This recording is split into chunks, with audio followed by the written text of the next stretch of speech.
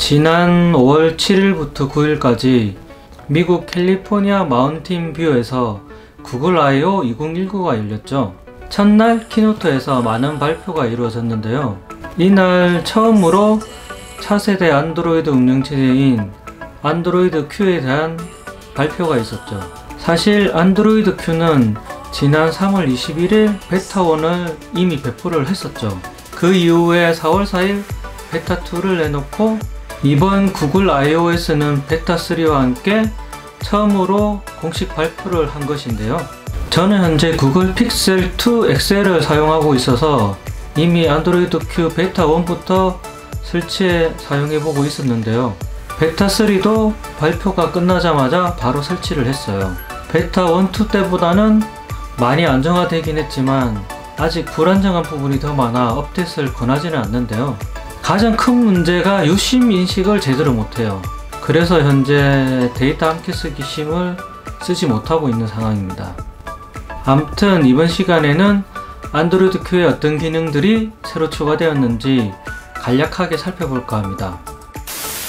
안드로이드 Q에서 가장 먼저 눈에 들어온 건 다크 테마의 지원이에요. 최근 디바이스 운영체제의 트렌드 중 하나가 검은색 바탕의 사용자 환경이 아닐까 싶은데요. 작년 애플이 맥OS에 다크 모드를 지원하기 시작함으로써 불을 지폈는데요. 윈도우 10도 다크 모드를 지원하고 있죠. 곧 발표될 다음 버전의 iOS도 다크 모드 지원이 유력한데요. 구글 또한 다크 모드에 안드로이드를 적용했어요. 설정은 간단해요. 설정 디스플레이 테마에 들어가서 다크를 선택하면 돼요. 다크 테마를 선택하지 않더라도 배터리 전략 모드가 작동되면 다크 모드가 적용돼요.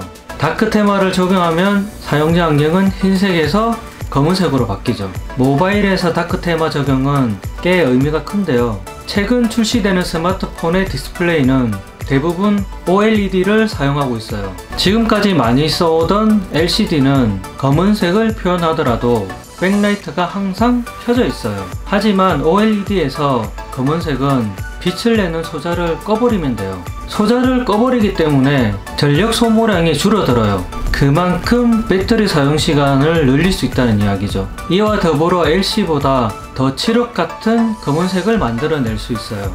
그만큼 색 표현력도 더 좋아지죠.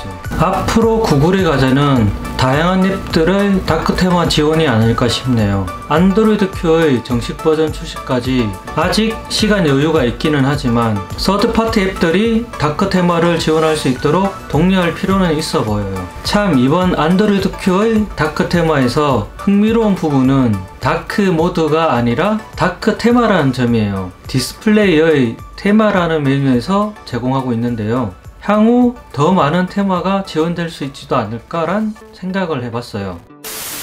작년에 선보인 안드로이드 P, 파이에서는 가장 큰 변화를 꼽으라면 하단의 3개의 버튼을 2개로 변경해서 쓸 수 있는 기능이 아닐까 싶어요. 안드로이드는 처음 나왔을 때부터 뒤로 가기, 홈, 앱 전환 등 3개의 버튼이 항상 존재해 왔었죠. 그런데 안드로이드 P에선 드디어 이 방식을 탈피하고 3개의 버튼이 아니라 2개의 버튼으로 바꿨어요. 앱 전환을 제스처로 할 수 있게끔 지원하고 뒤로 가기 홈 버튼만 쓸 수 있게끔 했죠. 물론 설정에서 3개의 버튼도 쓸 수 있게끔 지원은 해요. 그런데 안드로이드 Q에선 여기서 한 발 더 나아가요. 하단 버튼을 완전히 없앤 풀 제스처 내비게이션을 제공하기 시작해요. 최근 스마트폰들이 풀스크린 디스플레이를 적용하고 나오기 시작했는데 이에 대응하는 구글의 조치라고 할 수 있는데요. 방식은 아이폰을 많이 벤치마킹했어요.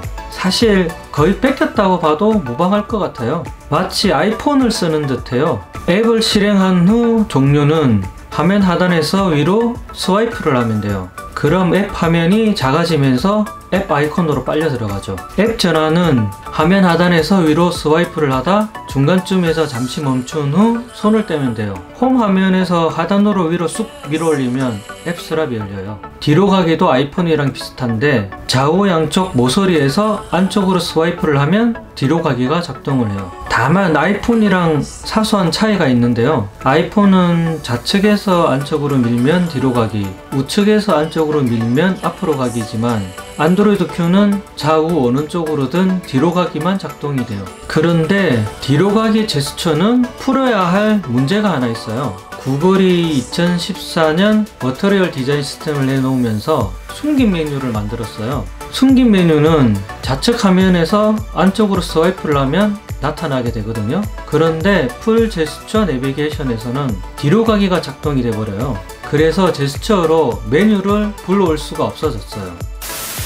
스마트폰에서 개인정보 관리는 참 중요한 부분이죠. 그런데 안드로이드에서 좀 개떡같은 부분이 개인정보 관리가 아닐까 싶어요. 애플의 iOS가 철저한 개인정보 관리를 제공하고 있다면 그에 비해 안드로이드는 참 열악하기 그지없는데요. 그래도 최근 안드로이드가 이런 부분을 많이 보완해 나가고 있죠. 그리고 안드로이드 Q에는 드디어 프라이버시라는 새로운 메뉴가 생겼어요. 이를 통해 내부 데이터에 접근할 수 있는 것들을 확인하고 제어할 수 있게 되었죠. 마이크, 카메라, 전환, 문자 등 휴대전화에 대한 앱의 접근 권한 관리도 포함되어 있어요. 비로소 좀 체계적으로 관리를 할 수 있게 된 셈인데요. 특히 이번에 위치 정보에 대해서는 앱이 실행 중일 때만 위치 정보에 접근할 수 있는 옵션이 추가되었어요. 뭐 조금 늦기는 했지만 그래도 이렇게 개인정보를 관리할 수 있는 부분이 점점 나아지고 있다는 측면에서는 참 반가운 일이 아닐 수 없네요.